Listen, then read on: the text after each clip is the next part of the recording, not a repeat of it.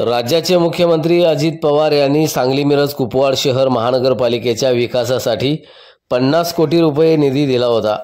त्यामधून राजे मल्हारराव होळकर चौक सुशोभीकरण करणं यासाठी 50 लाख रुपये निधी मंजूर करून आणला। सांगली मिरज कुपवाड शहर महानगरपालिकेचे आयुक्त सत्यम गांधी यांनी राजे मल्हारराव होळकर चौक रुंदीकरणाचं काम चालू आहे या ठिकाणी येऊन कामाची पाहणी केली आहे।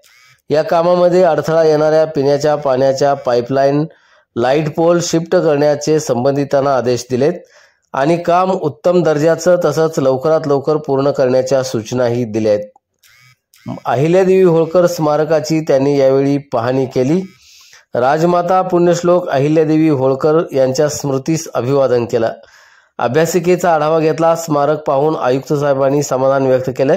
यावेळी नगरसेवक विष्णू माने, शहर अभियंता पृथ्वीराज चव्हाण, चिदानंद कुरणे, नगर अभियंता महेश मदने, एसआय सिद्धार्थ ठोकळे, गणेश धोत्रे, जेई अशोक कुंभार, आर्किटेक्ट प्रमोद चौगले, मुकादम प्रकाश चव्हाण, इंगळे, धोंडीराम अण्णा माने, हनुमंत खरात, आमिर मुलानी, साहेब संजय कांबळे, अमर चव्हाण आदींसह इतर अनेक पदाधिकारी आणि नागरिक उपस्थित होते।